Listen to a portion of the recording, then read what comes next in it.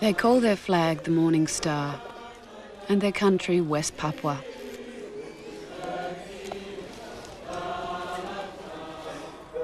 They're weeping, not tears of joy, but tears of sorrow about what might have been.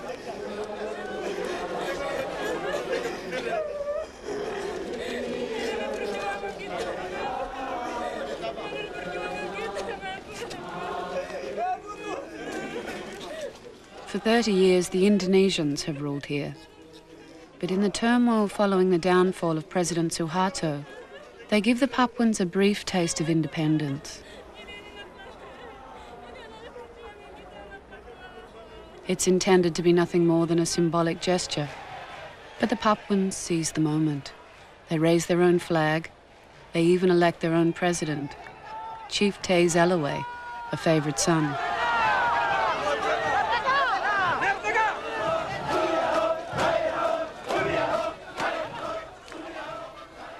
The taste of freedom is short-lived.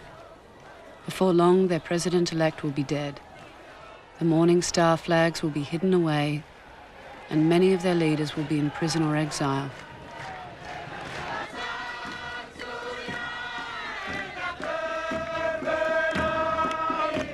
Until we reach independence, or we regain our independence, the name West Papua will remain in our hearts. This is why I am in exile in Papua New Guinea. Because of my rejection of Indonesians' continued occupation, I have been here for the last 32 years.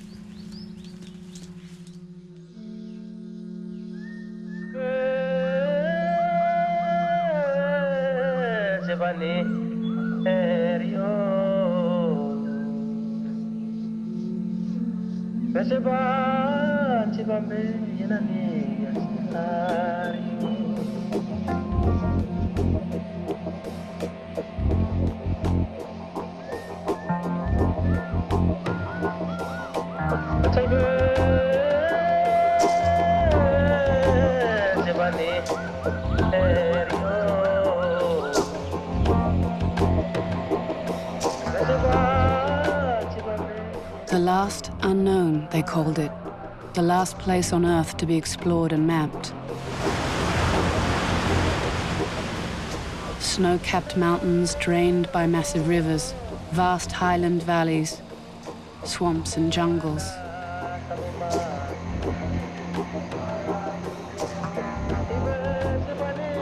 Nearly 1 million people speaking 250 separate languages.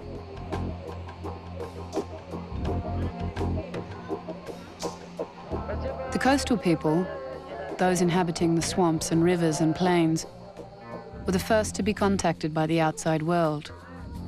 Centuries ago, Macassans came from the Malay Peninsula, looking for sandalwood, bird of paradise feathers, slaves.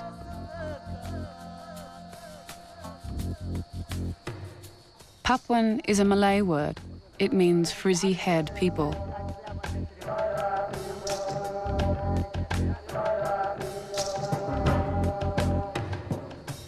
Next came the Dutch, tentatively at first, venturing no further than the coastal fringes. These Dutchmen are measuring heads, making European assumptions about the native, degrees of civilization, levels of IQ.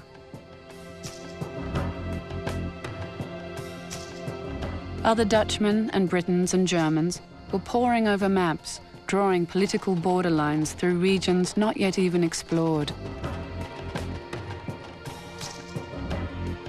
The Europeans were carving up for themselves the world's second biggest island, with the Dutch settling for the western half they called Netherlands New Guinea.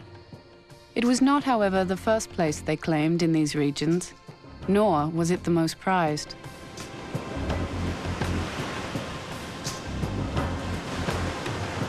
From the 1600s onwards, The jewel in the Dutch colonial crown lay to the west, the fabled Spice Islands, the East Indies. The island archipelago known today as Indonesia. It was here that the Dutch colonials settled in force. For hundreds of years, they and the other European nations ignored the big island to the east. No easy riches, rugged terrain, malaria, even headhunters.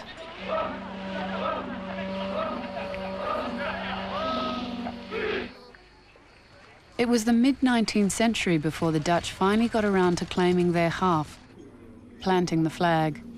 Explorers, anthropologists, traders, planters, missionaries.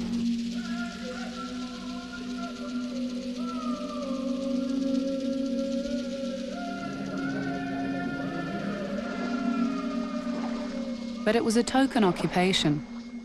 Right into the 20th century, New Guinea remained for the Dutch an undeveloped colonial backwater.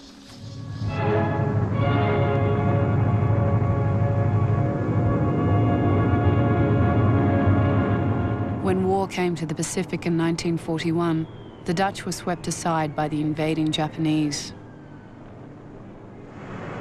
Jepang mendarat di sini duluan itu, ya memang karena memang waktu itu dia mendarat. Tetapi tidak bergaul, orang kampung tidak bergaul. Karena Jepang punya istilah itu kurang cocok dengan masyarakat. Apa sedikit bisa potong tangan. Tidak ada hukuman yang untuk manusia. Jadi mereka harus mundur diri.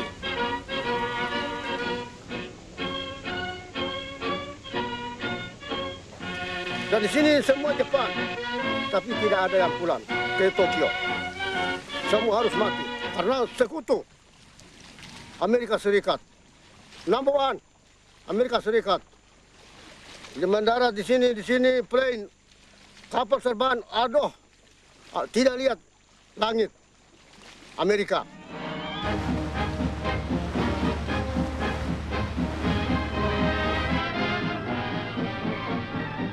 The Americans chose Dutch New Guinea's capital, Hollandia, as their base of operations against the Japanese.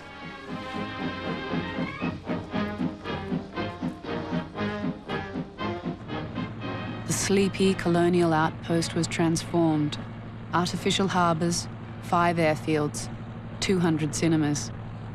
500,000 soldiers passed through Hollandia, going on to fight some of the bloodiest battles of the Pacific War.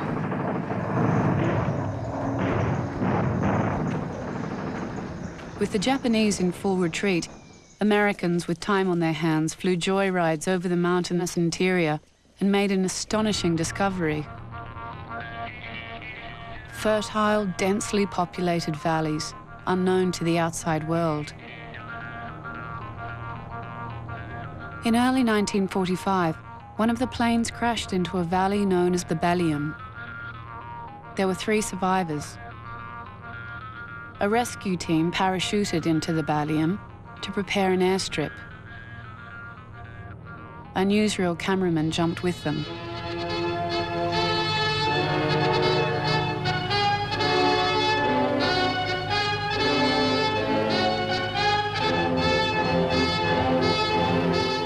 The anxious days were filled with the excitement of discovering the Valley of Shangri-La, the people never before seen by the outside world, gaining their confidence, trading with them. We saw the strange and varied types of these primitive people. We liked them, and they liked us. The strangers' departure was as astonishing as their arrival. Gliders landed in the valley and took the rescue party on board. For the Dani people of the Baliem, their first encounter with outsiders was a peaceful affair. That would not always be the case. Here comes the tow plane, low and fast, lower and lower. Now, full power, bang. They're on, they're hooked, there they go.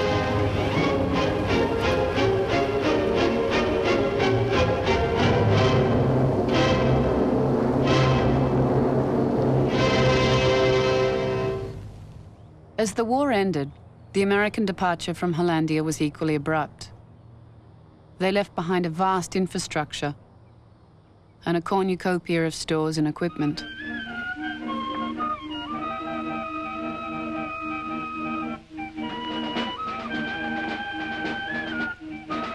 But the Papuans had inherited more from the Americans than abandoned uniforms and musical instruments. They left behind a political vacuum and the gem of an idea that this was their country, no one else's. Local tribal leaders looking for a symbol of cultural identity turned the familiar Dutch flag upside down and added a star. The morning star, we call it Bintang Pagi, it has a lot of meaning to Papuans, especially those who are living on the coast. Because as you go out in the morning, walking on the beach, you see the morning star actually disappearing before the rising of the sun. Sunrise, it is the last symbol of the night. And to us, it gives us hope. It gives us direction as to where we should go. Because at night time, fishermen, just like my dad, they used to look at the morning star as to the direction that he was to paddle. And in doing so, it gave him the hope. And to us Papuans, many of us believe that morning star is our symbol of direction. The morning star flag remained a symbol in name only, because hard on the heels of the departing Americans came the Dutch again, eager to reclaim their East Indies empire. But their colonial subjects had other ideas. Across the archipelago, from Java to Sumatra, they'd seen the Dutch run from the Japanese. The white man was no longer invincible. The cry went up, Merdeka, freedom for an independent Indonesia, united under the revolutionary leader, Sukarno.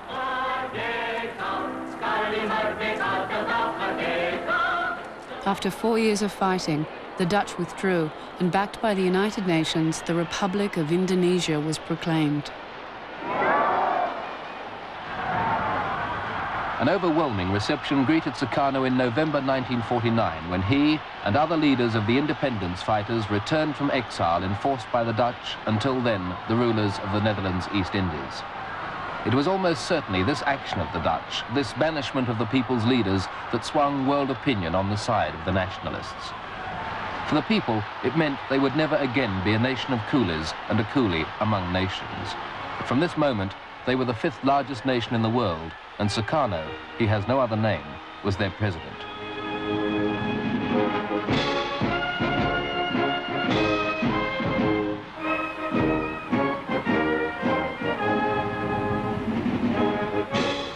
Without doubt, on the day the flag of the United States of Indonesia flew for the first time, Sukarno was determined his voice would be heard throughout the world.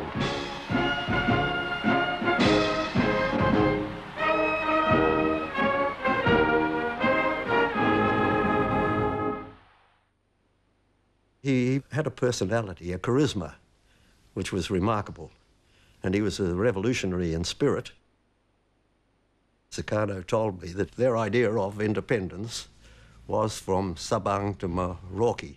It was a phrase, of course, which Sukarno, who was a great man for adopting phrases that appealed to the people, was a war cry from Sabang to Merauke, and that reverberated through the archipelago. And Merauke, you'll know, is in the far east of West New Guinea, very close to the Papua New Guinea border. And Sabang is a little island, a little bit to the west of the west coast of Aceh. So it's right in the extreme west. And that was the whole concept of Indonesia, as the Indonesians and the nationalists understood it at the time. Sabang sampai Merauke berjajar pulau-pulau. I think that sort of thing is mean there's pulau, another pulau, and pulau from Sabang. Yeah, pulau is island, from island to island, from Sabang to Merauke.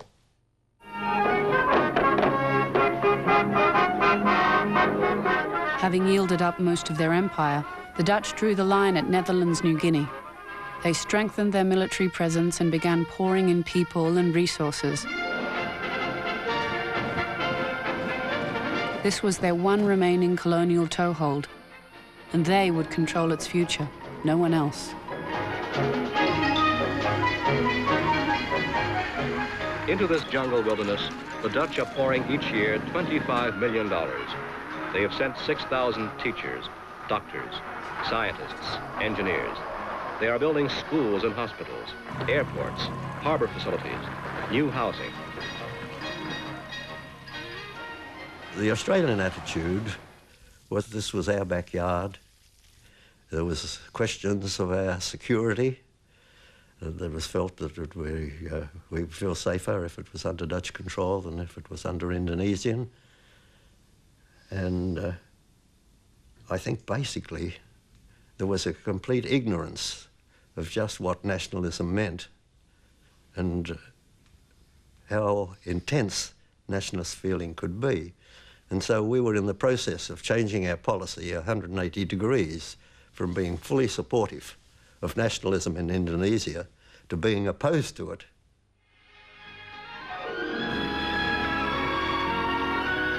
The principal industry of this land behind the mountains is education. Its principal product, the future. The governor of Dutch New Guinea, Dr. Jan van Baal, has explained it. The Papuan, he said, has discovered that the other world, the world of the foreigner, is very rich with all kinds of possibilities for comfortable living, more and better food, better health, longer life, and more safety. He wants to participate in our society as an equal who will finally perform the same tasks as the white man. The Dutch administration was faced with the burden of preparing New Guinea, West New Guinea, for eventual independence. So they devised a scheme whereby after grade 3, the brightest ones are then selected to go to a boarding school. So I was lucky enough to be selected, and I was excited about it. The road towards full independence must be peaceful, must be transitional, so that means the Dutch flag will still fly there for the next 10 years alongside our own flag. And that was the understanding, and we like it.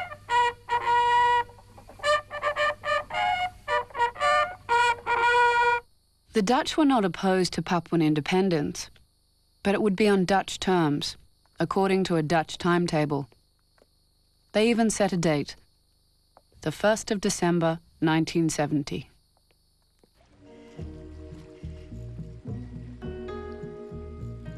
Families like the Van Klinkens were told the Dutch would be needed in New Guinea for decades.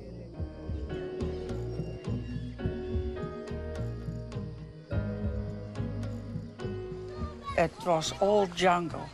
It was as if you were in Genesis, in the start of the world, if the world had just started. And so I thought of that, and it was I thought it was amazing. Well, I was fortunate I was in the police force and I liked the bush. So I'd only been there a couple of weeks and was sent out on a patrol. 5 days walk with all local policemen. And that was very exciting. And beautiful to be in the inland and the mountains and the rivers there. You had to cross them in a very primitive sort of a way or swim across. And of course we went out hunting. That was a pretty big part of the social life. So I enjoyed it very much.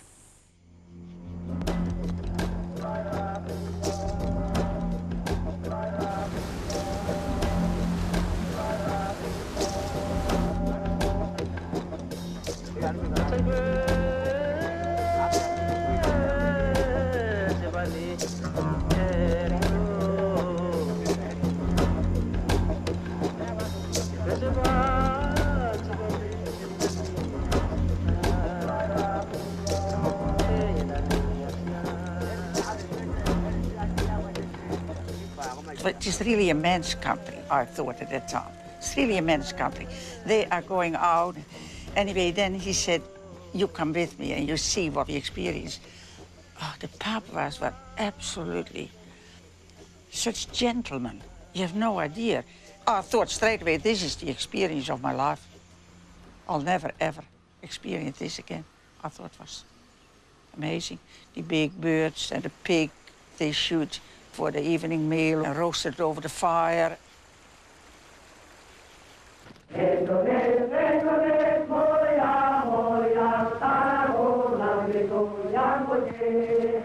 But President Sukarno was running out of patience.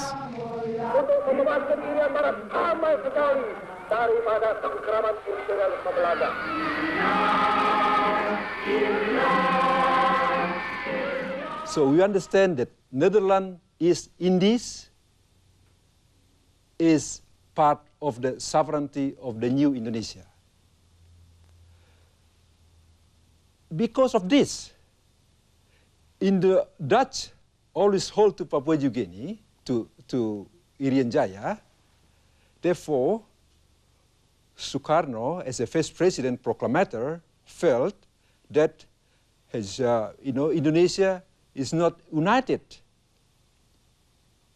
Therefore, they had to endeavor to try to get this, to bring the Papua to the motherland of Indonesia.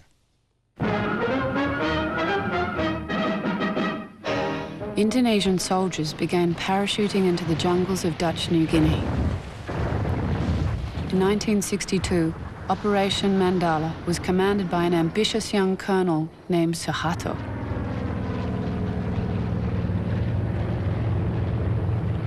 We were shocked because after all those promises of a 10-year program towards independence, then suddenly you heard the Trikora, or the Operasi Mandala. But Operation Mandala began to go wrong. These poor people, they thought that they came as liberators and they would be accepted and welcomed as liberators, but it was not the case at all. The locals arrested them after they had been there a couple of days and could not find sufficient food. They brought him to the village and they contacted the local village head, and he came over and saw all these captive prisoners, and he could see that they had not been treated terribly well. They had a few bloody noses and so on.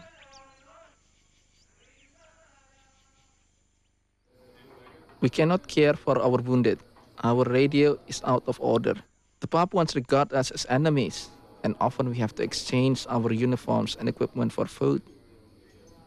Lieutenant Cernodo, Indonesian Army officer, April 1962.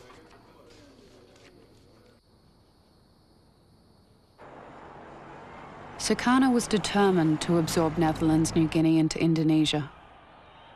Rebuffed by the West, Australia included, he turned to the communists. Mr. Khrushchev, making a brief call at Bali, was rounding off his 12-day tour of Indonesia. A friendly and attractive welcome had been laid on for him in the famous island. No doubt Indonesians were delighted with his offer of a huge credit in return for neutrality. Anyway, they put on a good show in his honor.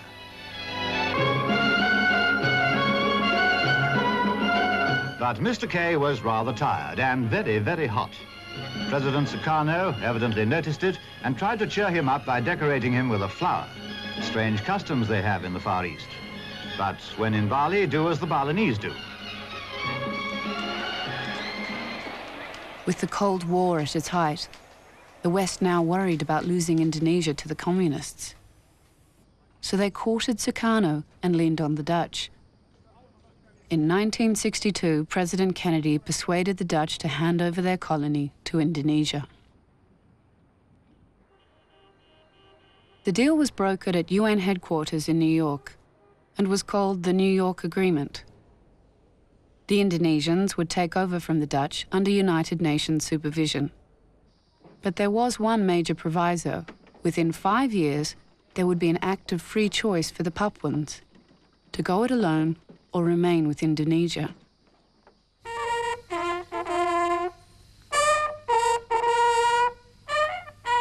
Hollandia, late 1962. The Dutch flag and the West Papuan Morning Star come down together. For the Dutch, a hasty and unceremonious retreat, for the indigenous Papuans, a Cold War sellout. We were devastated because the New York Agreement was arrived at without the involvement of the Papuans. Right from the beginning, from the process leading up to the ratification of the agreement itself in August 1962. So it was just an imposed agreement. I think the Dutch had vigorously worked out a program, a 10-year program for independence, and suddenly they more or less walk out, and we felt betrayed. As I conclude this report, sir, the atmosphere here is one of uncertainty and sadness. The joy of living has gone from the community. Dutch families are leaving with a few days' notice. A considerable number of West Papuans are bound to be resentful if the territory is handed over to the Indonesians without an opportunity for self-government guaranteed. Indeed, sir, an unhappy business. P.J. Mollison, Australian Liaison Officer, Hollandia, December 1962. Some people accused us, the Dutch, of treason. We had promised them independence and now we were handing them over to another country, and they were not happy with that at all. Today, President Sukarno of Indonesia began a triumphal inspection of newly won West New Guinea, which he'll take over from the United Nations later this week. During his tour, he visited the capital Sukarnapura, formerly known as Hollandia, and Merauke, which is near the Papuan border. Pat Burgess, Sukarnapura, April 1963, filing for Reuters news agency.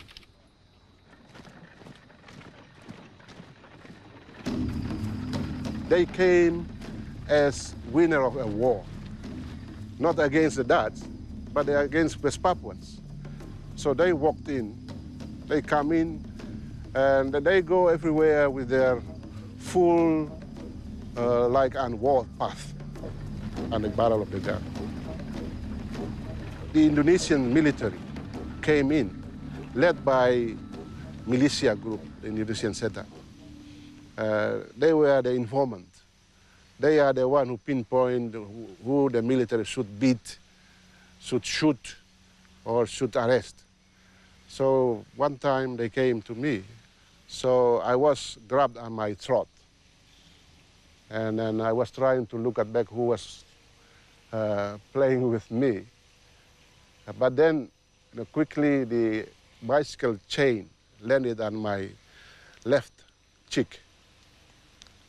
And then the hole was cut all the way down. And then it's not only me.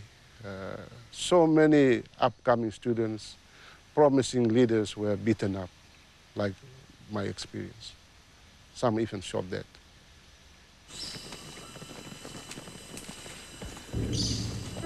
President Sukarno announced that there would be no act of free choice. By 1965, Indonesian authority was firmly entrenched in the new province.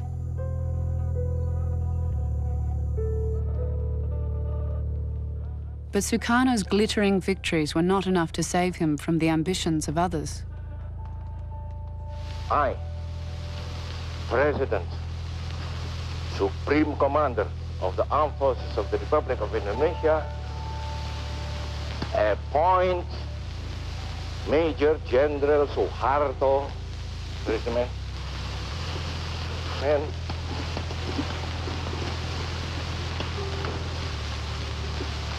I appoint him as Minister, Commander of the Army. Within 2 years, General Suharto had become President Suharto and had taken complete control in Indonesia. A vote of self-determination in 1969. This is the one concession handed to the Dutch when they yielded their colony to Indonesia 5 years ago. President Sukarno repudiated the agreement. President Suharto has now reluctantly agreed to play out the diplomatic charade. But West Irian is Indonesian, he says. The vote will be a mere formality.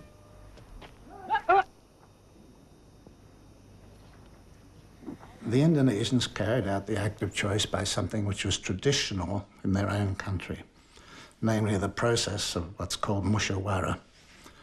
Musyawarah is a process by which issues are considered and resolved through meetings, consultations, discussions aimed at a consensus. It's a process for involving everybody in a decision.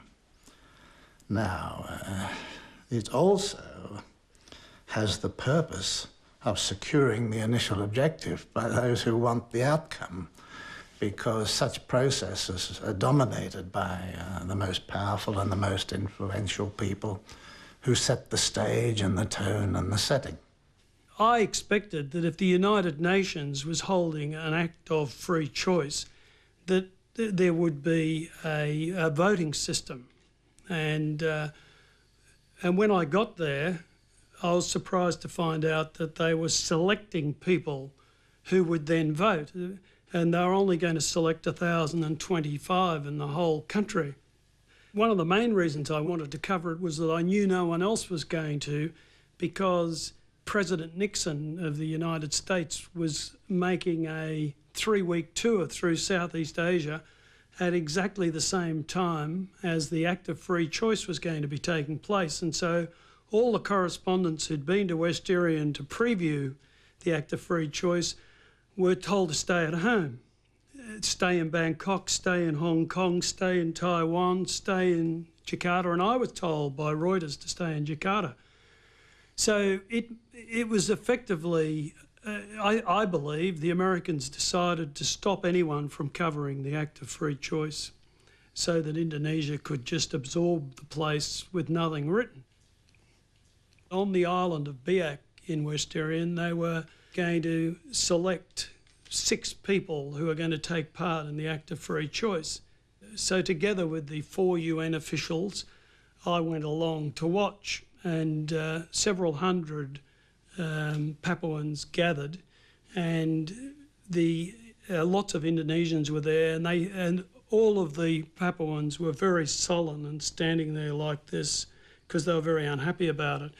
And then all of a sudden there was a kerfuffle, and out of the bush at the side came these 3 men and a boy carrying a sign, carrying several signs, one of which said one vote. It didn't say one man, one vote, it said one vote. And the Indonesians immediately arrested them. And as soon as the thing was over, they marched them off at gunpoint.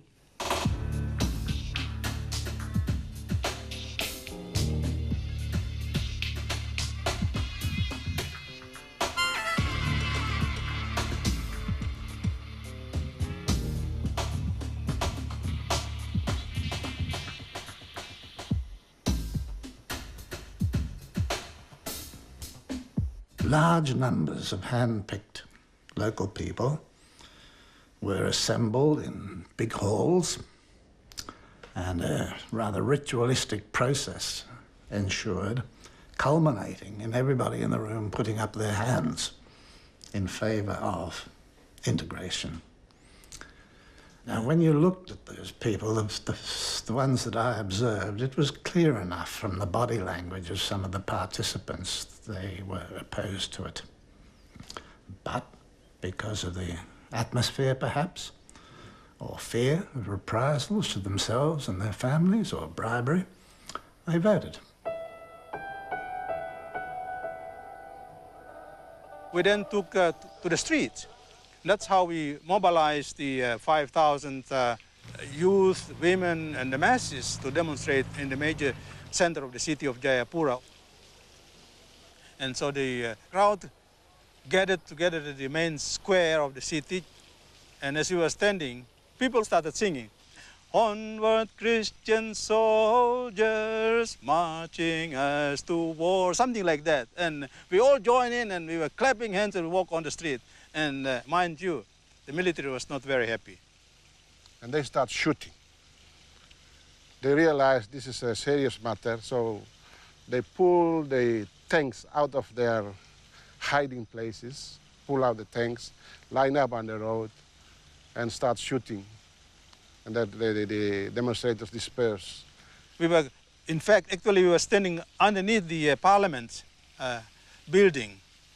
And as we were standing, one Christian Indonesian, he came and whispered to both of us, both of you are now in danger. Now that you're standing in public, you will be in danger. So we left everything, nothing, just run for life.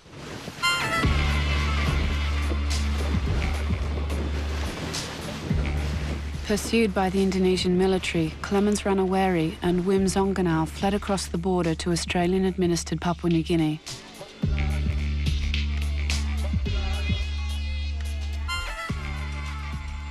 But their ultimate goal was New York and United Nations headquarters, where they planned to tell the world that the act of free choice was a farce. They were thwarted by Australian officials under pressure from Indonesia. The immediate concern of Indonesia is that the early arrival of these two West Irianese at the United Nations could stimulate defiance and seriously upset the management of conduct of the act of choice within West Irian, June 1969. Zonganau and Ranaweri were forcibly prevented from travelling to New York. As we were about to board the plane, master of the Manus province, he came rolling up with a limousine type of a vehicle with the Australian flag, little flag, symbolizing the power of Australia, symbolizing the power of colonialism here in PNG then. The man looks like an authoritarian type too. So he put his hands in his hips and said, "You two guys, Zonganau and Ranaweri, you come down or I arrest you." So we said, well, we got ticket, we got everything. We are on the way to leave this country. So, and then he said, "You are under arrest." So policemen came, grabbed our hands, took us down. Well, the tears were dropping, and that was the end of it. The Australian authorities detained the pair on Manus Island until the act of free choice was over. Their complaints were never heard.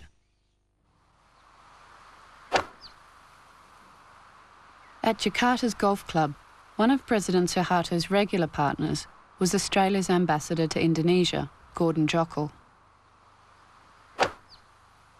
I did play golf with Suharto, and I thought it would be an opportunity to convey to him some of my impressions and to bring home to him that while the act of choice had worked, that there were very long-term problems which would require a lot of attention and sensitive handling. But as soon as I mentioned that I'd been there, and he's a very impassive man, but his face lit up and beamed, and he said, "Wasn't it wonderful?" He said, "the way they responded and their enthusiasm in joining Indonesia." So I just hit my next shot.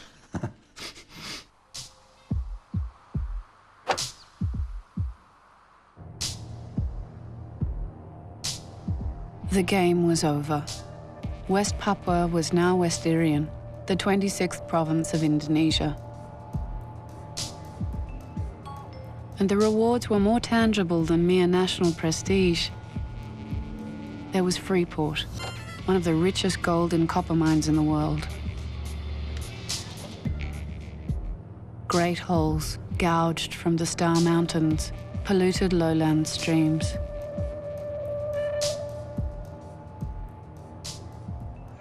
And there was land, lots of it, ripe for closer settlement.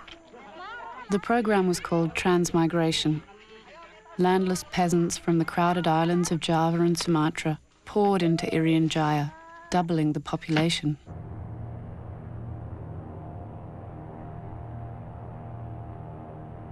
There were problems in the new province, not simply due to the sudden population changes. The coastal Papuans had a long history of contact with outsiders. The people of the remote highland valleys did not, and they resisted Indonesian rule. There were bloody uprisings in the Baliam Valley, but with severe travel restrictions, it was out of sight, out of mind. The heart of the problem a profound clash of cultures. To a Muslim Javanese soldier on duty at a guard post, the black man in a penis gourd driving a pig before him is a demonic and deeply abhorrent being. He is a caricature of humanity, from whom the soldier withholds all contact except violence. Australian biologist and writer Tim Flannery, 1998.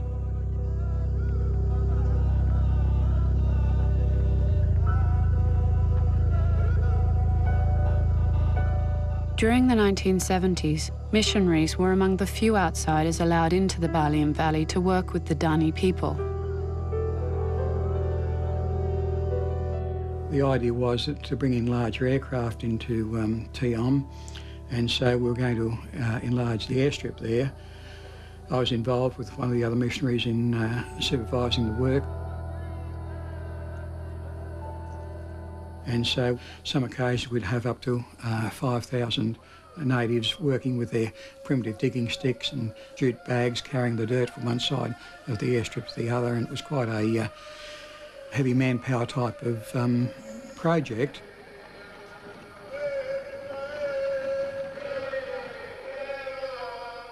During the construction, a platoon from Indonesian soldiers had walked in, and we were unaware of this. They came in overnight.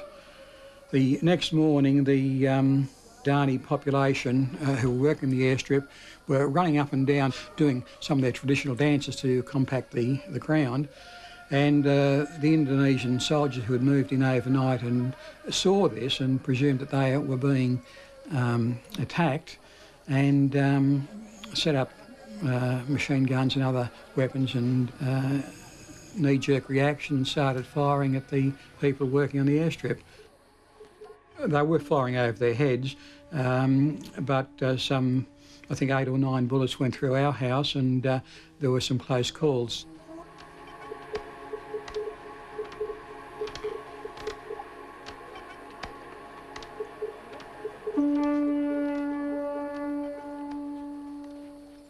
With the whole systematic oppressive situation that they experienced for decades, through their history that manipulated the human rights violations that they've experienced every day, the exploitation of their resources, the degradation of their culture, of being a people in their own land. That structured the Papuans into a world that I describe as a broken soul.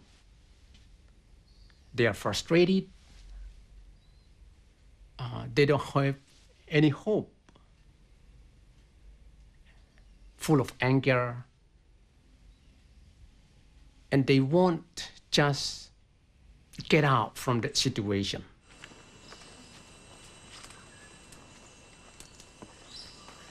Frustration and anger spawned the OPM, the Free Papua movement. For several decades, the OPM has taken hostages, carried out sabotage, killed Indonesian soldiers. But internal dissension over policy and leadership has kept it marginalised. Another voice of resistance found expression in this man, Chief Taze Allaway, who emerged in the 1990s as the undisputed leader of the West Papuan independence movement. His cause was given a massive boost by the downfall of Suharto and his replacement by President Abdurrahman Wahid, who seemed truly committed to resolving human rights issues peacefully in Indonesia.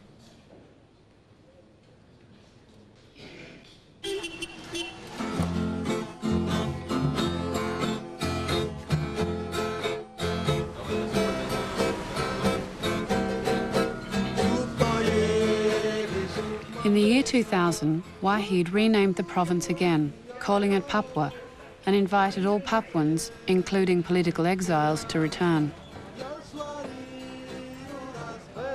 After spending more than half his life in exile, Clemens Ranaweri was able to go home. Thank you, terima kasih.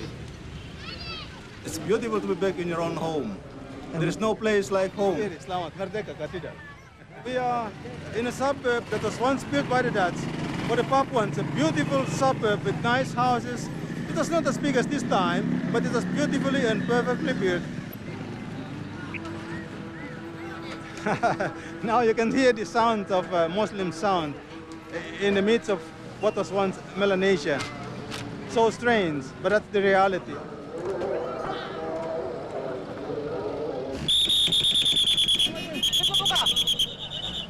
President Wahid now did an extraordinary thing.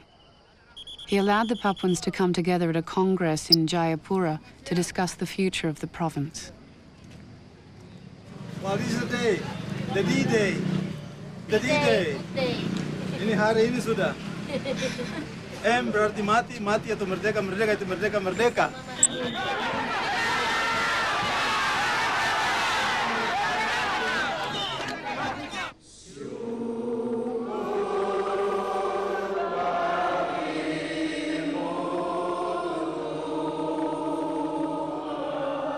For the first time in decades, Papuans were allowed to sing their national anthem without fear of imprisonment.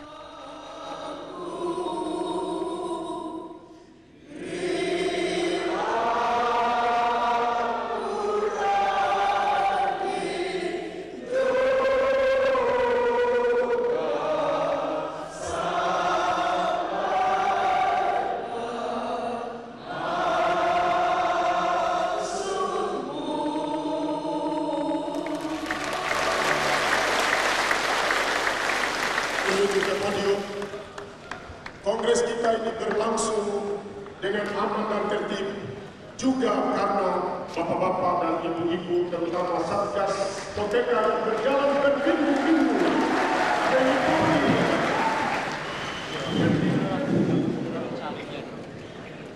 Kami minta Pak Sarima segera ke meja panitia, karena saya ini orang OTK tidak tahu baca, tidak tahu menulis, tidak tahu bahasa Indonesia. Jadi sekarang saya pakai bahasa orang tua atau orang bahasa sama punya silakan langsung di acara ini.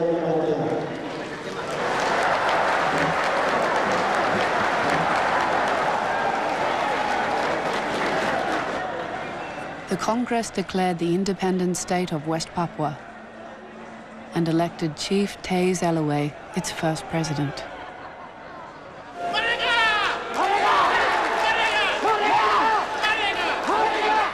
Yang benar adalah kita tidak pernah berada di dalam negara kesatuan Indonesia.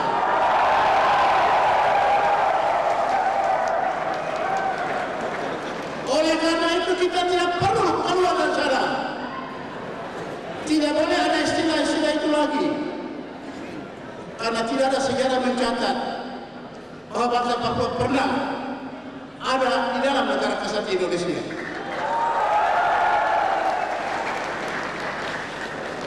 Yang benar adalah bahwa bangsa Indonesia pernah menempel di tubuh bangsa Papua.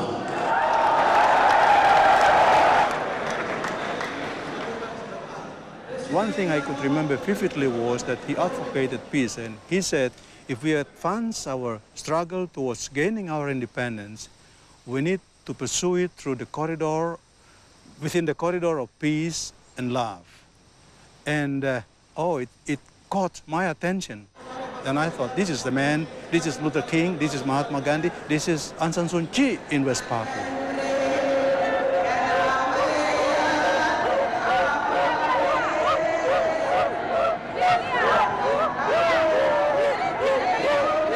How can you imagine the 2.2 million people, low education, the infrastructure, lack of infrastructure, can survive in the current globalization era? The sort of things you have to think. So for our friend, Papuan, let's come back to Indonesia. Indonesia is a great country. There's benefit for you, benefit for us, we can build together.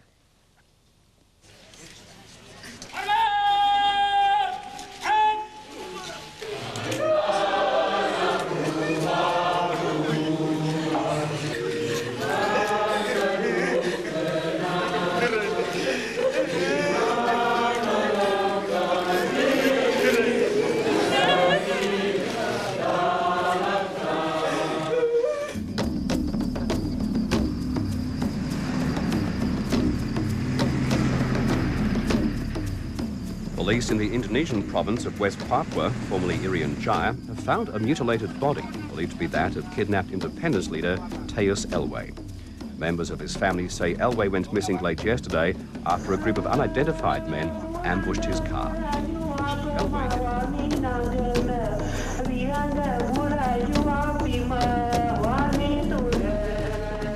The murder of Teus Elway is a political assassination. After the murder of Teus Elway, the witnesses, including the human rights activists and the police of Papua in Jayapura, being intimidated and terrorized by the Kopassus. The message is very clear.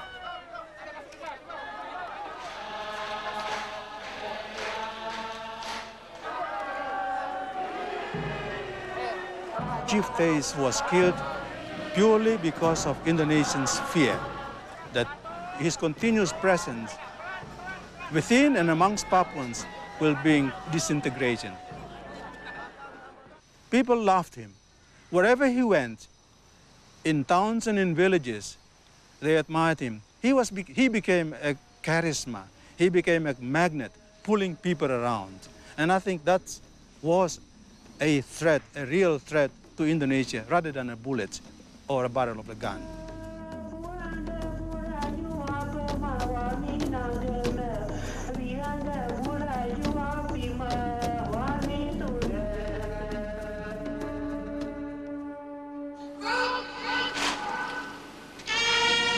Since Chief Te's death, Indonesia is firmly back in control in Papua under President Megawati Soekarno-Putri. Remember, Sukarno is one of nationalists, very strong nationalism.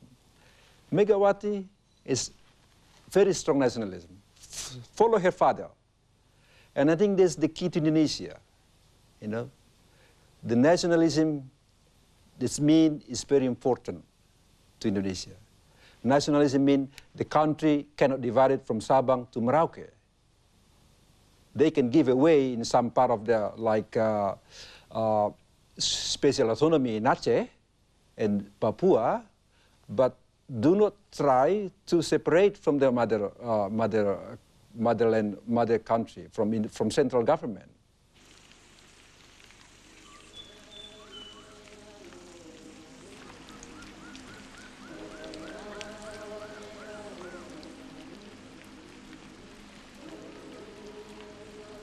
In the Indonesian province of Papua, it's once more illegal to fly the Morning Star flag, and Clemens Ranaweri is once more living in exile on the eastern side of the island in Papua New Guinea.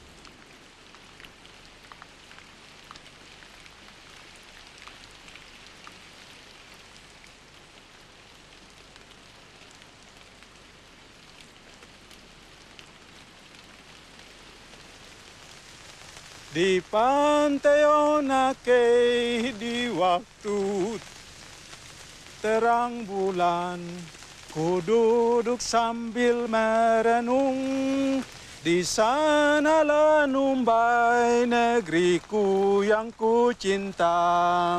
Kapan ku lihat kembali, ku di pantai Onake di waktu terang bulan, ku duduk sambil merenung.